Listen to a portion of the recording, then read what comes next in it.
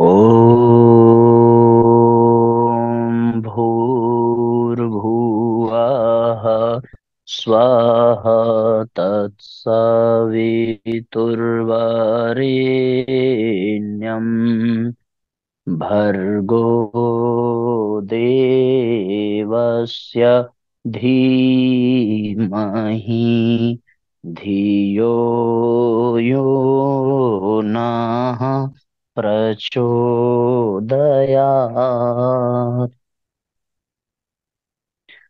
ॐ सद्गुरुचरण कमलेभ्यो नमः।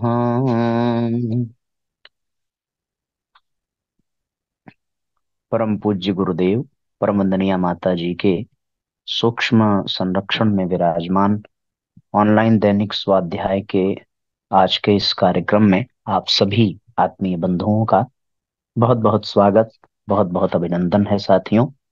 आइए मिलजुल कर आज के सत्र का शुभारंभ करें। उसके पूर्व आप सबसे विशेष आग्रह कि अधिक से अधिक आज के सत्र को शेयर कर दीजिए ताकि सर्वाधिक लोगों तक आज का ये आध्यात्मिक संदेश पहुंच सके। अध्यात्म दर्शन प्रकरण अध्याय का हम सभी यहाँ पर भावपूर्वक स्वाध्याय कर रहे हैं। 48वें श्लोक तक हम लोगों ने स्वाध्याय कर लिया था। कल हम लोगों ने चर्चा की थी कि हम बहिर्मुखी होंगे तो भ्रम जंजालों में उलझेंगे, अंतर्मुखी होंगे तो तथ्य को समझेंगे, सत्य को अपनाएंगे और श्रेय को प्राप्त करेंगे। ब्रह्म तत्व का अवगाहन जो हम लोग करते हैं, ऋषियों ने आपस के चर्चा में ये बताया कि ये ब्रह्म विद्या का, ब्रह्म तत्व के अवगाहन का तात्पर्य यही है कि हम अपने भीतर की श्रेष्ठता को उभार सकें, अपने भीतर विद्यमान ईश्वरीय सत्ता की महान महत्ता को समझ सकें और उसे प्रकट कर सकें। इसी ब्रह्म विद्या के अवगाहन से हम अपने जीवन को धन्य बना सकते हैं। अब जो भौतिक जगत में सुख सुविधाओं को चयनित करेगा उसका जीवन जो है भ्रम जंजाल में फंसेगा, लेकिन आध्यात्मिक जगत की जो विभूतियां हैं, तृप्ति, तुष्टि, शांति, वो हम सबको अंतर जगत में प्रवेश करने से प्राप्त होगी। 49वें श्लोक से हम सभी स्वाध्याय करें। अंतर्जगत उत्थानम पर्यवेक्षणमेव च आत्मविज्ञानमस्त्यस्मिन् उपलब्धिर्यथा यथा यस्य तत्क्रमतो गृहन् ऋषीणां भूमिकामपि देवदूतावताराणां महामानवरूपिणां सफलं मानवं जन्म स्वं करोति तथा च सः कल्याणमार्गं जगतः प्रशास्ति च महामुने। अंतर जगत का पर्यवेक्षण और अभ्युत्थान ही आत्म विज्ञान है। जिसे यह उपलब्धि जितनी मिल सकी वह उसी क्रम में महामानवों, ऋषियों, देवदूतों और अवतारियों की भूमिका निभाते हुए मनुष्य जन्म को सार्थक करता है तथा जगत के कल्याण का मार्ग भी प्रशस्त करता है। कल हम लोगों ने साथियों चर्चा की थी अंतर्मुखी कैसे बने, अंतर जगत में प्रवेश कैसे करें। जो अंतर जगत में प्रवेश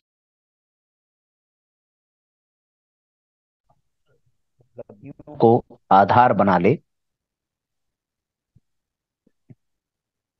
जो अंतर जगत में प्रवेश कर ले और प्राप्त उपलब्धियों का लाभ उठाना प्रारंभ करे तो वो महामानव बन जाता है, देवदूत बन जाता है, अवतारी बन जाता है, ऋषि स्तर का बन जाता है। उसका जन्म सार्थक हो जाता है और वो जगत के कल्याण में अपनी महती भूमिका निभा पाता है।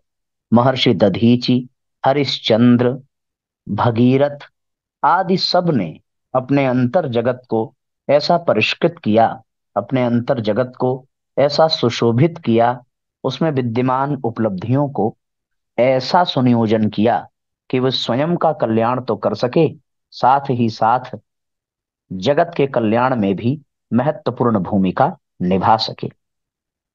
आगे के श्लोकों में लिखते हैं, जिज्ञासायाः समाधानम त्वेकमेवास्ति तात यत् स्वतंत्रो मानवः स्वस्याम प्रगतौ दुर्गतौ भृशम् वृत्वा स्वयमनौचित्य मात्मने स विषद्रुमम् स्थिरयत्यात्मनो यस्य गौरवे विपुला रुचिः आत्मनिर्माण रूपेयः पुरुषार्थे रतस्तथा सन्मार्गे साहसं गन्तुं तस्य पातो न संभवः। हे तात, आपकी जिज्ञासा का समाधान एक ही है कि मनुष्य को अपनी प्रगति और दुर्गति की पूरी छूट मिली है। अनौचित्य का वर्ण करके वह अपने लिए स्वयं ही विष वृक्ष रोपता है। जिसे आत्म गौरव का चाव है, जो आत्म निर्माण रूपी पुरुषार्थ में रत रहता है, जिसमें सन्मार्ग पर चलने का साहस है, उसका कभी पतन पराभव नहीं होता। अष्टावक्र जी के पूछे गए प्रश्नों का स्पष्ट उत्तर साथियों इन पंक्तियों में है कि मनुष्य सदगति भी पा सकता है, मनुष्य दुर्गति भी पा सकता है। जो सदगति के लिए प्रयत्नशील हो, उसे दुर्गति से बचाया जा सकता है। और ऐसा वही कर सकता है साथियों, जिसके भीतर आत्मनिर्माण के पुरुषार्थ की, सन्मार्ग पर चलने की सामर्थ्य, साहस हो। वो कभी भी पतन पराभव को प्राप्त नहीं होता। सामान्यास्तु जनाः सर्वे गृह्णन्तो दूरदर्शिताम् विवेकं कर्षणेषु भ्रमधियः कुमार्गगामिनो भूत्वा दुरूहं दुःखसन्ततिं सहन्ते मौढ्यमायया यदि मोक्तुं समेतु ते आत्मावलम्बिनां यादृक् साहसं तु विवेकिनां लभ्येरंस्तेऽपि कुत्रापि ता विपत्तिविभीषिकाः द्रष्टुं नैव तु शक्ष्यामो दृष्टामग्नास्तु यत्र ते समाप्तिं नरकस्यायं हाहाकारो गमिष्यति।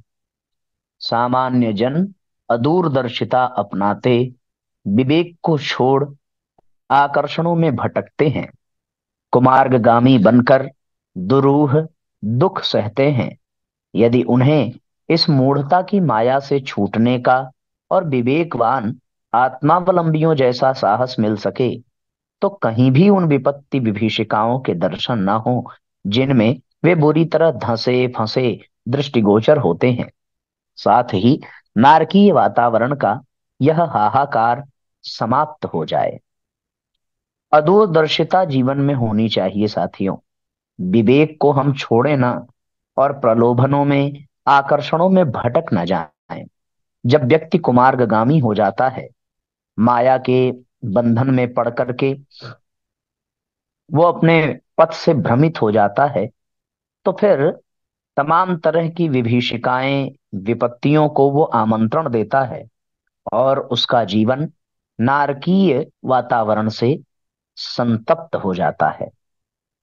इसलिए हम दूरदर्शी बने, हम विवेक को अपनावें, हम सन्मार्ग पर चलें, ऐसा महाप्राज्ञ पिप्पलाद कहते हैं। महामनीषिणस्तत्व ज्ञानिन एतदेव हि आत्मतत्त्वं तु विज्ञातु मुद्बोद्धुं चास्य मूर्छनाम् प्रौढं परिष्कृतं कर्तुं भजन्ते योग साधनाम् तपस्यायां रता हेम्नः परिष्कार इवास्ति यत्। तत्वज्ञानी महामनीषी इसी आत्म तत्व को समझने, उस मूर्छना जगाने और उसे प्रौढ़ परिष्कृत करने के लिए योग साधना करते और तपश्चर्या में निरत होते हैं। यह कार्य स्वर्ण को परिष्कृत करने जैसा है। सोने को जितना तपाया जाता है उतना ही वो खरा खारा सिद्ध होता है, उतना ही वह वजनदार होता है, उसका मूल्य उतना ही बढ़ जाता है। तो हम अपने जीवन को भी तपावें, अपने जीवन को भी परिष्कृत करें। उसके लिए योग साधना तपश्चर्या में हमें निरत होना पड़ेगा। तब जाकर हमारा यह जीवन ऐसा अद्भुत सोने जैसा स्वर्णिम बन सकेगा कि उसकी चमक पूरे संसार को प्रभावित करेगी। पात्रताया विकासोऽयं येने यनेकानेक संपदाम् उपलब्धिर्विभूतीनां पंथा च केवलः स्मृतः। पात्रता का विकास ही अनेकानेक विभूतियों और संपदाओं की उपलब्धि का एकमात्र मार्ग है। पात्रता को हमें विकसित करना पड़ेगा, अपने भीतर योग्यताओं को बढ़ाना पड़ेगा। जब ये पात्रताएं योग्यताएं बढ़ेंगी तो अपने आप हमारे भीतर अनेकानेक विभूतियां संपदाएं उपलब्ध होने लगेंगी। यही समस्त विभूतियों और संपदाओं को पाने का एकमात्र रास्ता है, एकमात्र उपाय यही है कि हम अपने आप को योग्य बना लें, हम अपने आप को श्रेष्ठ बना लें, हम अपने आप को परिष्कृत कर लें। जब हम सदगति चाहते हैं तो सन्मार्ग पर भी चलें। यदि हम सन्मार्ग पर न चलें, कुमार्ग पर कदम बढ़ावें और उम्मीद करें, अपेक्षा करें कि हमारी सदगति हो, ये कहाँ संभव है। अपने भीतर की योग्यता को, अपने भीतर की पात्रता को हमें विकसित करने की आवश्यकता है। तब जाकर के यह संयोग बनेगा। आत्मनिरीक्षणं चात्म निर्माणः सर्वतो महान् पुरुषार्थो मतो नास्ति साधना याचनाथ च परावलंबनं नैव विद्यते विद्धितामतः आत्मनस्तु परिष्कारस्य आधारः सुनियोजितः। आत्मनिरीक्षण और आत्मनिर्माण ही सबसे बड़ा पुरुषार्थ है। साधना तो परावलंबन है, न याचना।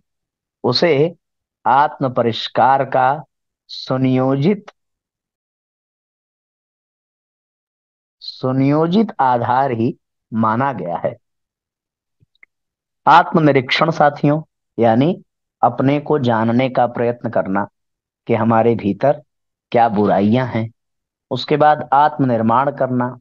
आत्मनिर्माण में हम लोगों ने अभी जब प्रज्ञा पुराण का 6वां खंड पढ़ रहे थे, तो फिर प्रज्ञा पुराण के 6वें खंड में ये आत्म परिष्कार, आत्म निर्माण, आत्म निरीक्षण, आत्म विकास, ये सारे सूत्र मिले थे। यहाँ भी गुरु जी लिखते हैं कि हम आत्मनिरीक्षण करें, ढूंढें अपने भीतर की कमियों को, आत्मनिर्माण करें, उनको निकाल करके बाहर करें और इसके लिए पुरुषार्थ करें। इतना सरल नहीं है। साधना परावलंबित होकर नहीं होती और न याचना से होती है।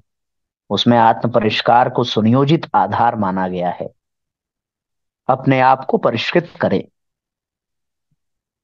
आत्मनस्तु विकासो यः कर्तुं शक्तः स एव हि सुसंस्कृतश्च सफलस्तथ्य स्यास्य महामुने प्रत्यक्षायै क्रियन्तेनु भूत्यै च साधनात्मकाः पराक्रमा वयं नैव मृषयो हे मनीषिणः अध्यात्म आमृतपानस्य सीम्निबद्धा भवेम तु उपलब्धिभिरेताभिर्बोध्याः सर्वे जना सदा जिज्ञासानां न चैवासां संभवेद अनिवार्यता समर्थो न कथं दीन हीनवद विविधा इमाः यातनाः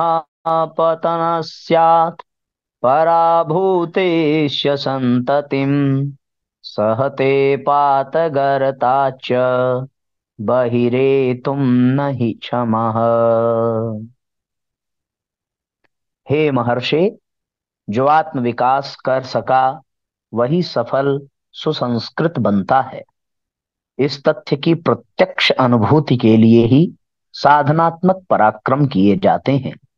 हे ऋषि मुनियों, हम सब इस अध्यात्म अमृत का पान करने तक ही सीमित न रहें, वरन अपनी उपलब्धियों से जन जन को अवगत भी कराएं।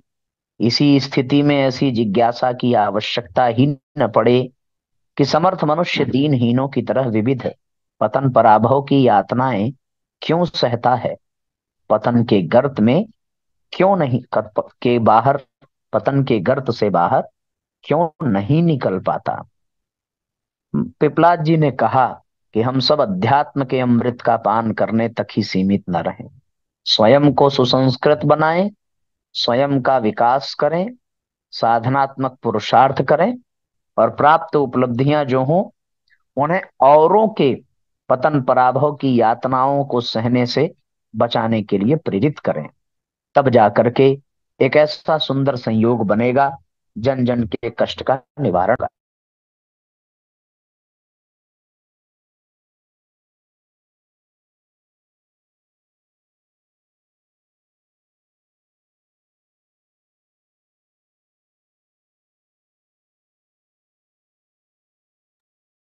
इस तरीके से साथियों, हम सब के लिए बड़ा ही अद्भुत, बड़ा ही आनंददायक सूत्र इन पंक्तियों में प्राप्त हो रहा है।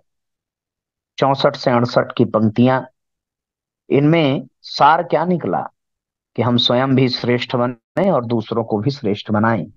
पूज्य गुरुदेव के 18 सत्संकल्प सूत्रों में से एक ये सूत्र, कौन सा, कि सबके विकास, सबके हित में अपना हित समझेंगे। मनुष्य अपने भाग्य का निर्माता आप है, इस विश्वास के आधार पर हम स्वयं भी उत्कृष्ट बनेंगे और दूसरों को श्रेष्ठ बनाएंगे तो युग अवश्य बदलेगा, ऐसा पूज्य गुरुदेव कहते हैं। इसी भाव पंक्ति का दिग्दर्शन इन श्लोकों में हम सबको प्राप्त हो रहा है। 69वां श्लोक, यज्ञार्थ ज्ञान संयुक्तम श्रुत्वा तु प्रतिपादनम आरण्यक स्थिताः सर्वे तुष्टास्ते तु महर्षयः समाधानं च लब्धुं तत् संदर्भेधिकं ततः ज्ञातुमन्या च जिज्ञासा प्रचंडा वेगतो वहत आरण्यक स्थिताः सर्वे ऋषयो ये मनीषिणः संदर्भे प्रष्टुमन्यच्च यद्यप्यासन समुत्सुकाः सायंकाले समायाते संध्यावंदन कर्म च सम्मुखे प्रस्तुतं सत्रं समाप्तं दैनिकं ततः महाप्राज्ञः पिप्पलादो जगाद हे महर्षयः भवन्तोऽधिकमुत्सुका ज्ञातुं प्रत्यक्षमस्ति हि सत्रमद्यतनं यातु विश्रमं श्वः पुनश्चलेत् समाधास्यम्यलं ज्ञान सत्रे जिज्ञासितं भृशम्।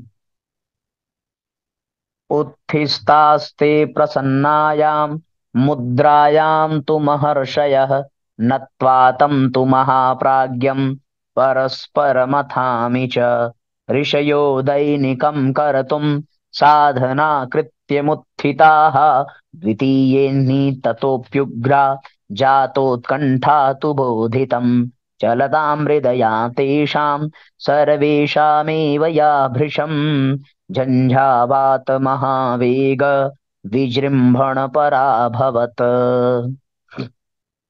इस यथार्थता से भरे प्रतिपादन को सुनकर आरण्यक में उपस्थित ऋषियों को संतोष भी हुआ और समाधान भी मिला, पर साथ ही इस संदर्भ में अधिक जानने की दूसरी जिज्ञासा और भी प्रचंड वेग से उठ पड़ी। आरण्यक में उपस्थित ऋषि मनीषी इस संदर्भ में और कुछ पूछना चाहते थे, पर सायंकाल हो जाने और संध्या वंदन का अनिवार्य नित्य नियम सामने होने के कारण उस दिन का सत्र समाप्त कर दिया गया। महाप्राज्ञ पिप्पलाद ने कहा, मनीषियों, आप लोग इस संबंध में अधिक जानना चाहते हैं, ऐसा प्रत्यक्ष दिखाई पड़ रहा है। आप लोग आज के सत्संग को विराम दें, कल पुनः यह ज्ञान सत्र चलेगा, तब आपकी अन्य जिज्ञासाओं का विस्तार पूर्वक समाधान करेंगे। सभी प्रसन्न मुद्रा में उठे। महाप्राज्य को अभिवंदन और नमन करके ऋषिगण अपने नियमित साधना कृत्य के लिए चले गए। दूसरे दिन और भी अधिक जानने की प्रबल उत्कंठा चलते चलाते उन सबके मन में आंधी तूफान जैसी मचल रही थी। इति श्रीमद् प्रज्ञोपनिषदि ब्रह्म विद्यात्म विद्ययोः युग दर्शन युग साधना प्रकटीकरणयोः श्री पिप्पलाद अष्टावक्र ऋषि संवादे अध्यात्म दर्शन इति प्रकरणो नाम द्वितीयो अध्याय। इस तरीके से साथियों आज का ये अध्याय पूरा हुआ। आइए आज के सत्र को विराम दिया जाए। गायत्री मंत्र साथ साथ। ओम भूर्भुवः स्वः तत्सवितुर्वरेण्यं भर्गो देवस्य धीमहि धियो यो नः प्रचोदयात्। सभी आत्मीय बंधुओं को बहुत बहुत प्रणाम। सबका मंगल हो साथियों। जय राम जी की शुभ रात्रि। ॐ भूर्भुवः स्वः तत्सवितुर्वरेण्यं भर्गो देवस्य धीमहि धियो यो नः प्रचोदयात्। हम ईश्वर को सर्वव्यापी न्यायकारी मानकर उसके अनुशासन को अपने जीवन में उतारेंगे। शरीर को भगवान का मंदिर समझकर आत्मसंयम और नियमितता द्वारा आरोग्य की रक्षा करेंगे। मन को कुविचारों और दुर्भावनाओं से बचाए रखने के लिए स्वाध्याय एवं सत्संग की व्यवस्था रखे रहेंगे। इंद्रिय संयम, अर्थ संयम, समय संयम और विचार संयम का सतत अभ्यास करेंगे। अपने आप को समाज का एक अभिन्न अंग मानेंगे और सबके हित में अपना हित समझेंगे। मर्यादाओं को पालेंगे, वर्जनाओं से बचेंगे, नागरिक कर्तव्यों का पालन करेंगे और समाजनिष्ठ बने रहेंगे। समझदारी, ईमानदारी, जिम्मेदारी और बहादुरी को जीवन का एक अविच्छिन्न अंग मानेंगे। चारों ओर मधुरता, स्वच्छता, सादगी एवं सज्जनता का वातावरण उत्पन्न करेंगे। अनीति से प्राप्त सफलता की अपेक्षा नीति पर चलते हुए असफलता को शिरोधार्य करेंगे। मनुष्य के मूल्यांकन की कसौटी उसकी सफलताओं, योग्यताओं एवं विभूतियों को नहीं, उसके सद्विचारों और सत्कर्मों को मानेंगे। दूसरों के साथ वह व्यवहार नहीं करेंगे जो हमें अपने लिए पसंद नहीं। नर नारी परस्पर पवित्र दृष्टि रखेंगे। संसार में सत्प्रवृत्तियों के पूर्ण प्रसार के लिए अपने समय, प्रभाव, ज्ञान, पुरुषार्थ एवं धन का एक अंश नियमित रूप से लगाते रहेंगे। परंपराओं की तुलना में विवेक को महत्व देंगे। सज्जनों को संगठित करने, अनीति से लोहा लेने और नवसृजन की गतिविधियों में पूरी रुचि लेंगे। राष्ट्रीय एकता एवं समता के प्रति निष्ठावान रहेंगे। जाति, लिंग, भाषा, प्रांत, संप्रदाय आदि के कारण परस्पर कोई भेदभाव न बरतेंगे। मनुष्य अपने भाग्य का निर्माता आप है। इस विश्वास के आधार पर हमारी मान्यता है कि हम उत्कृष्ट बनेंगे और दूसरों को श्रेष्ठ बनाएंगे तो तो युग अवश्य बदलेगा। हम बदलेंगे, युग बदलेगा। हम सुधरेंगे, युग सुधरेगा। इस तथ्य पर हमारा परिपूर्ण विश्वास है।